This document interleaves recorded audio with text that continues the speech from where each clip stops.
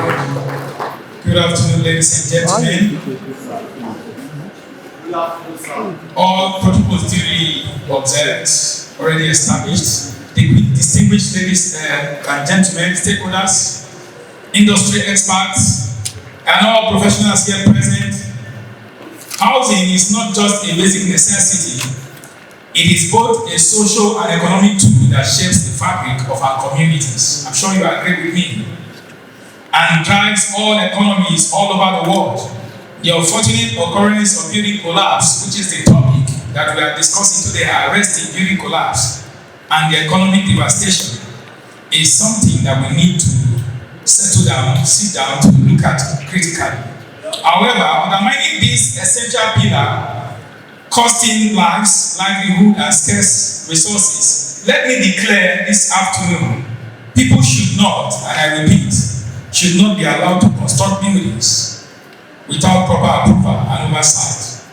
When a building collapses, it is not merely a structural failure, but a failure of a system, of regulation, of oversight, and of responsibility. We cannot continue to let this happen. This is a matter of life and death. Not just for those directly involved, but for the wider society. It is a warning and a call to action for every builder, engineer, developer, homeowner in Nigeria.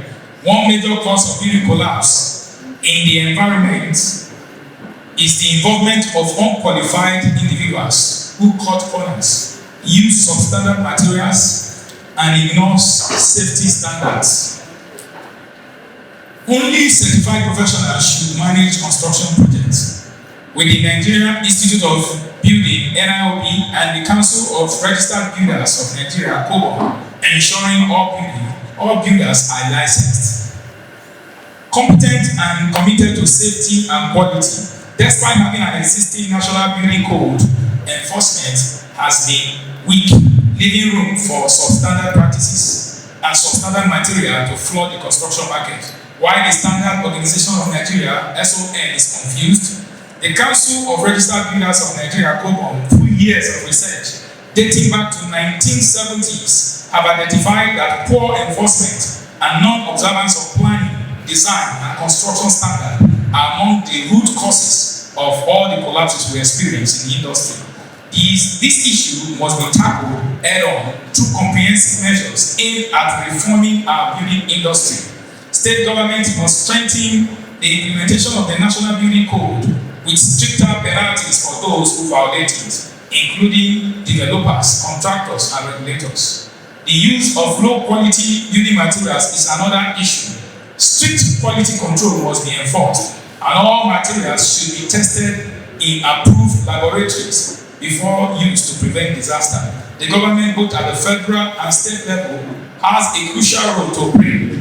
We need the establishment of well-staffed building control agency in every state with qualified professionals overseeing all construction activities. These agencies must be empowered to shut down any project that does not comply with regulations. No more bureaucratic delay. No more looking the other way when standards are not met. Regulatory agencies must be vigilant and proactive in preventing building collapse. We must also ensure that building inspectors are well trained and regularly monitor construction sites. This should not be a matter of visiting the site once or twice, but consistent inspection throughout the construction process and period to prevent potential problems. In Lagos State, for instance, there are various zones for the monitoring and control of construction projects.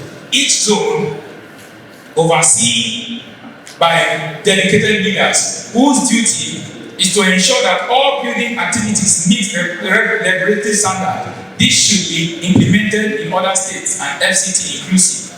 And any zonal leader who allows a building to collapse under their watch must resign and face the right consequences. It is not enough. Please, you want to clap, please do it better and better. Thank you very much.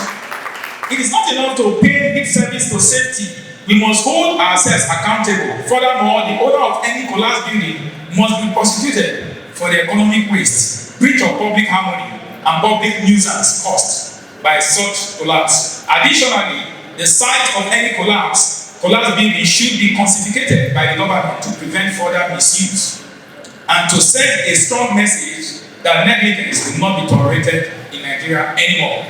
Developers must ensure that they are working with licensed professionals who can provide letters of indemnity and valid license from COBOL. The public has a role to play too. It is vital that everyone involved in building projects, whether developers, contractors, or even homeowners, demand the right documentation from their builders. Nigerian roads and markets are flooded with substandard materials. For instance, a so-called 12 mm rod sold in the market is often insufficient for construction, even a single-story building. As professionals, we must advise our client to use proper materials such as Y16 mm or Y18 mm rod, depending on the structural design. This brings me to the importance of reinforcement. In many cases, building collapse occur because of improper structural detailing or quack cutting corners by using substandard materials. Clients must insist on the highest standard because the safety of families and tenants in a building depends on this.